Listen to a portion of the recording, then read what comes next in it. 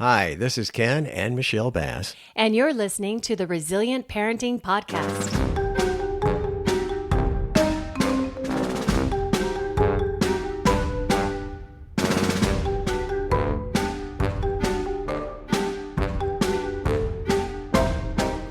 Well, here we are with yet another episode, and this time we're looking out the windows as we're talking at the beautiful leaves changing color. It's that favorite time of year for us. Yes, we love the fall. And the cat in the window is looking out and going, "Wee, wee, wee." It's probably seen the squirrel that we've trained to come to the door so that we can give it a nut. Yeah, but They knew nuts lived here. I knew that was coming. We actually You keep pushing me out the door, and I keep coming back in. But this time of year, of course, is one of those great time of years to go for road trips or something. Mm-hmm. Just take a little trip, and a little reminder on tripping. It doesn't matter how old you get. Buying snacks for a road trip should always look like an unsupervised 9-year-old was given $100. Oh, yeah. How much? $100. Oh, okay. Then you just go buy whatever you want. Yeah. Remember that for snacking. And the whole purpose of travel, by the way, is to return home and discover what your house really smells like. Oh. That's so sad. But we're here to talk about parenting kids and all that, of course. And it reminds me of a quote I saw from Ed Asner, who played Mr. Grant on the Mary Tyler Moore Show. Oh, and okay. What movie do we know him from? Elf. Santa Claus. An Elf, yes. He said, raising kids is part joy and part guerrilla warfare. Yeah. Okay. We might have to deal with that sometime. We might have to sometime. Oh, we already have. That's right. I'm like, most of our children Where are have you grown been? now. Come, Wait a second. Squirrel, come get me. I'm ready to go. Even the squirrel says that's too big of a nut.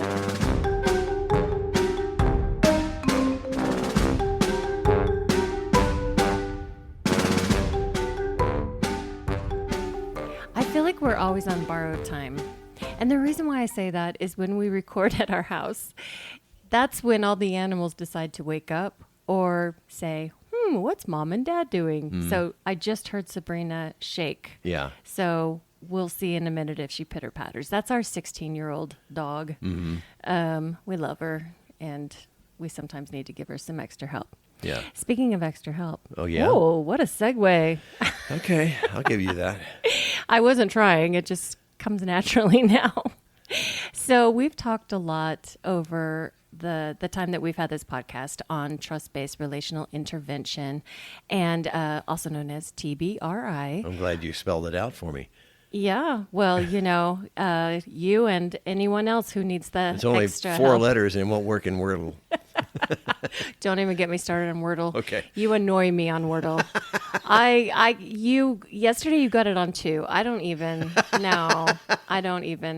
But it's fun, huh? Mm-hmm. Okay, so is trust-based relational intervention. It is a different way of looking at parenting, and it is, and the actual training is ours, and we're not going to do that. We still are going to do dosing. So I'm just going to give a quick outline, and then in the show notes, there will be some different links that you can click on for different resources to learn more about TBRI. There's a really great book, The Connected Child, that I highly recommend. It's all about TBRI. And there's lots of different resources. They even have their own TBRI podcast. And some different videos for specific, maybe some specific issues that you might be having with some behaviors. So I highly recommend that you look into that. There is also, if you go to the TBRI website, there is a place where you can actually find a TBRI practitioner in your area. And there are TBRI practitioners all over.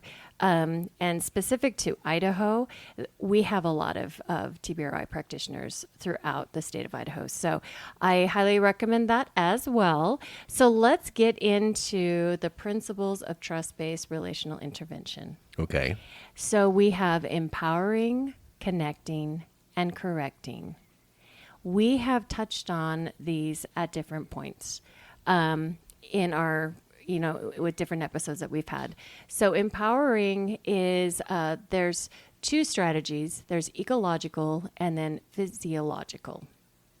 So ecological is creating a safe environment. We've talked about felt safety. Do you remember what felt safety is? Felt safety? Yeah, and I'm not talking about like the felt that, That's like, where my mind was going. It's like, I knew it. I could tell by your face. I could tell by your face. You No, felt that, huh? I felt, I felt that one. Okay. Yes, it is not felt like the fabric. It is where you may be a safe environment, but if your child doesn't feel safe, then they don't feel, then it's not safe to their body. Okay. So they have to have felt safety. We've all been in situations like that. I know we have. A good example was, during the pandemic especially, but even now, I get overwhelmed really easily if there's a lot of people. Am I physically safe? In the moment, yeah, I am safe. But do I feel safe? Absolutely not. And I can feel it in my body. I can feel when I'm not feeling felt safety. Can you think of something for you? when I'm not feeling safe? When In I'm a safe environment. When I'm with you, when you're feeling like that. I don't feel like that. I don't feel that way.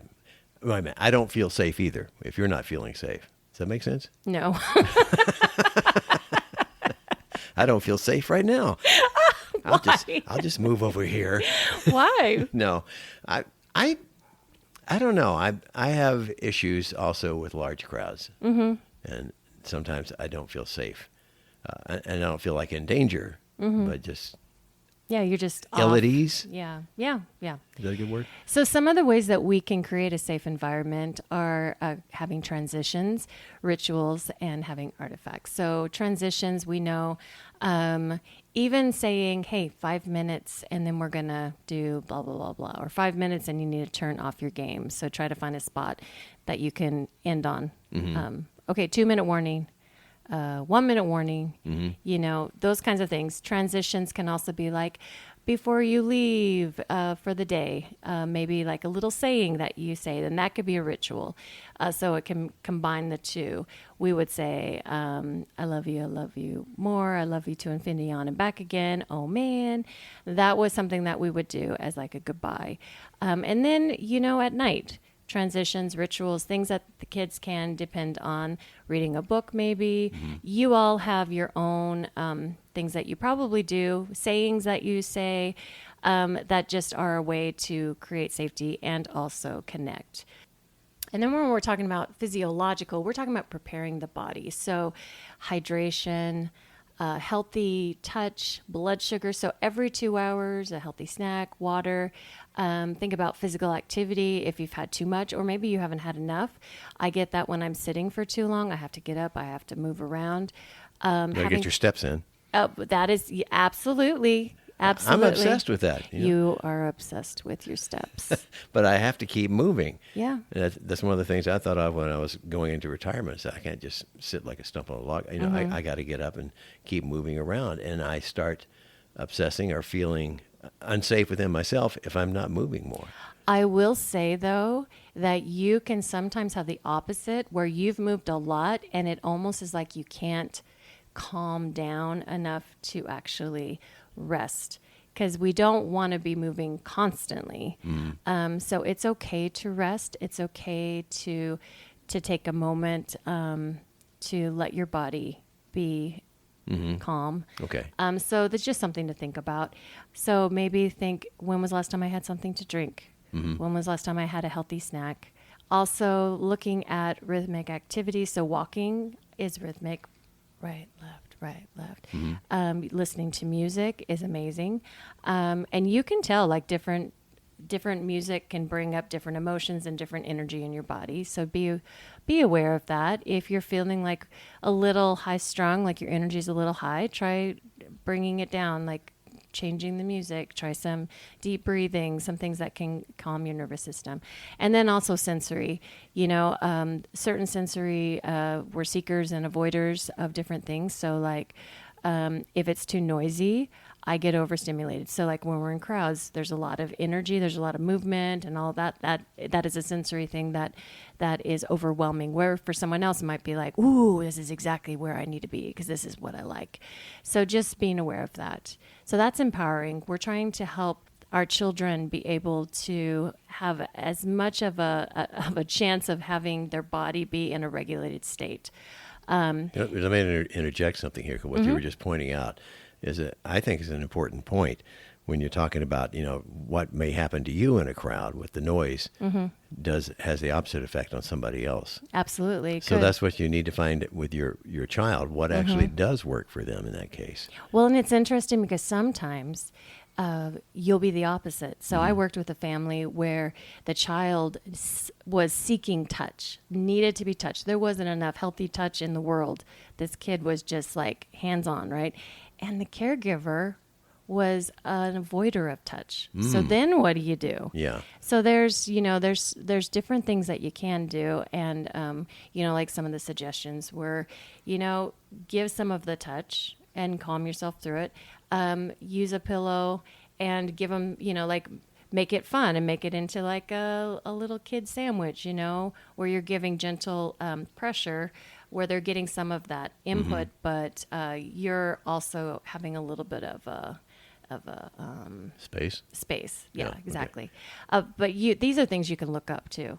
So let's move on to connecting. We've talked a lot about caregiver regulation and mindfulness. It's so important to know where we are because we are the connection. We are the regulators. And if we're dysregulated, it's going to be impossible for us to regulate our kids and be aware when our kids need us to be regulated more.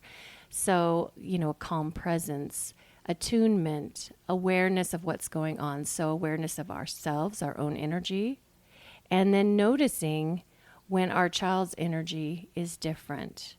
And it's going to take mindfulness. We have so many different distractions, our phones, tasks, things on the calendar, TV, radio, whatever you name. There's so many different things that can take our attention away, where sometimes I feel like I'm there, but I'm not. Mm-hmm. Do you feel like that? Yeah. Yeah, you totally are. I was just wanting to see if you would say yes. Did you hear me, Ken? Did you hear me? Yeah. What did I say? You said, "Did you hear me, Ken?" And I'm not picking on you because I am also also guilty of that. It is real, and it's true for our kids too. So, when we are trying to connect with them, making sure that they are seeing you and, like looking you in the eye if it's not overwhelming, hey, let me see those eyes, and making sure that you are hearing each other and connecting. So sometimes putting that phone down is really helpful. So, and when you're like that, then you can catch things small and be proactive. And then, of course, engagement.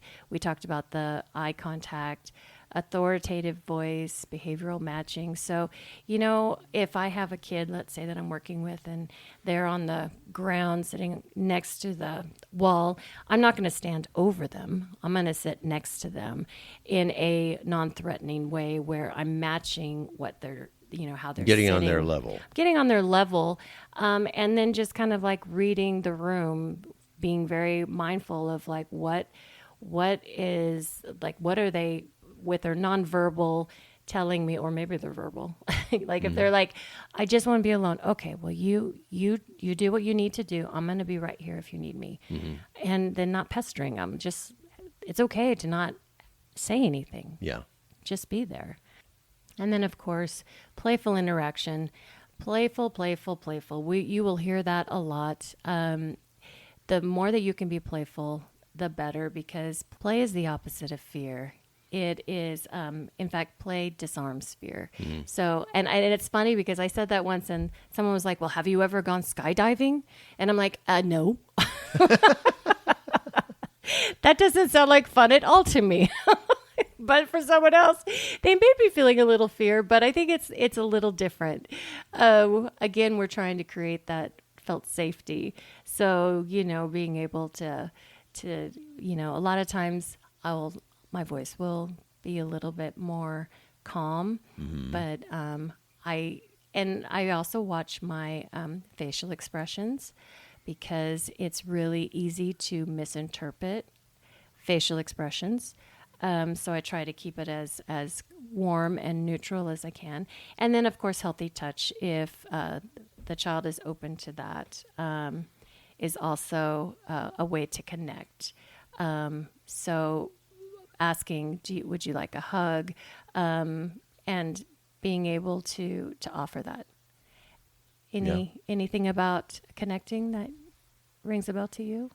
I know I'm guilty of not always connecting because I am being distracted by things. Yeah, sometimes you have something in your mind, and I think we all have this at times, where we're so busy thinking of the next thing that we're not in the present.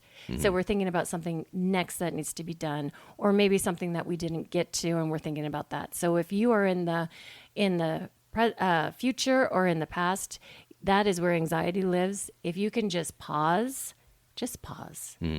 and just notice in the present, because in those lost moments, the next day, guess who's going to be thinking about the past in that moment that you could have been present in? So it's just a vicious cycle. So just be in that moment. And so sometimes that means finding what interests that child. So I know it can be harder with some, like some ages, depending. Like I'll use older youth and adolescents in particular. Finding what they're interested in. And even if you don't understand it, just be present, just learn, just make a comment. Like, oh, wow, what are you trying to do in this game? Oh, is that the bad guy? I mean, don't ask too many questions, but show interest and actually be sincere. If you're being phony, they're going to know, and they're not going to have it. So, but those are moments that you can connect. Right. Okay. So this holds over into marriage too, right? No. Oh. Sometimes it's good. Connection can be separation. So there are certain things that I like and certain things you like.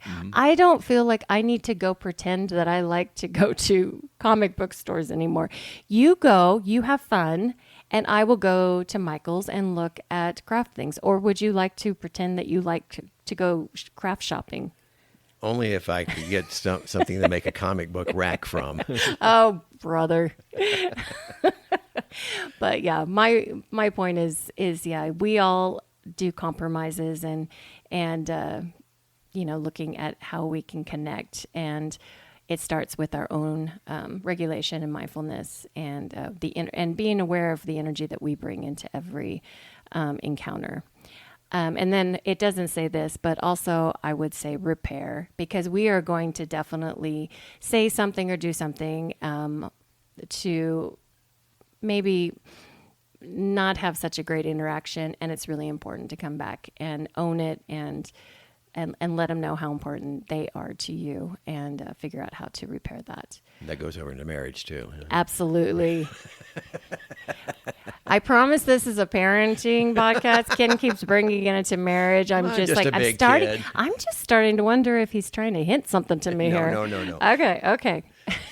Okay. So the final one is correcting. And the two main strategies are being proactive and then responsive. So proactive is everything that I've talked about already, where if you're mindful and you're connected, you're going to be able to catch things small. One of the main things that I want to point out with correcting is the level of response always starts with playful engagement. So really having fun. If you're trying to prove that you're right and it's my way or the highway, you're going to lose it. The connection with your kids. So finding a way to connect, get the point across, but you can do it in a playful way where you're not hurting relationship. So there's different life values. We're not going to go into all of that in behavioral scripts, but some of the things that we talk about are choices, compromises, and redos. I love redos. that's when you step in it and then you say, oh, can I try that again? Or you can say, like if they say, give me water or give me a snack or, something that's not very polite. Mm-hmm. You could say, whoa, are you asking or are you telling? Can you please do that again with respect? And then they say, please, can I have a snack? Thank you for asking with respect. Absolutely, I'll give you a snack. Or, what? No. He's over here giggling at me. What? I was just thinking sometimes the response, thank you for saying, please, can you give me a snack? And the answer is no. Well, sometimes the answer is not yes. I know. Yes. But the more that we can say yes, actually, the better. And it's not because you're trying to give in to everything with your kid, but, especially when they're trying, if you can find, and that might be where compromise comes in. We're going to eat dinner right now. So why don't you choose a snack that you want? You can have that for your snack after dinner. Yeah. After you eat some of your food. Whatever it looks like, but being able to try to help your child be able to do some problem solving as well. If we're just telling them what they can and can't do, they're not learning anything from that except for that they may think mom and dad are mean. And when they get out on their own, they're going to be calling you up. What do I do now? Well, got to help them learn to think. Yeah. And then ideal response is in the level of response. It's like, okay, what's the situation? Start always with playful engagement and then end with playful engagement. And there's different levels. And again, I said this was just an outline, so I'm not going to go through everything, but there are so many resources out there that you can access and look into, but this is just a basic overview of TBRI, and I really like it. It's for all families, all kids, all levels, and all ages. TBRI, did I say that correctly? TBRI. Okay. TBRI. And what does it stand for? Trust-based relationship. What's the Relational intervention. Relational intervention. Yeah, I got the first two right. Yes. Look at you. I've come a long way. Well, I wouldn't say that. I'm just kidding. Wasn't that from Looney Tunes? Yeah. Yeah. So go look up TBRI and don't forget that you can reach out to us. We have send us a text. We would love to hear from you. Or if you have a story or maybe a nonprofit you want to learn more about, or maybe you want to be on the show, let us know. We would love to hear from you. Yes, we would.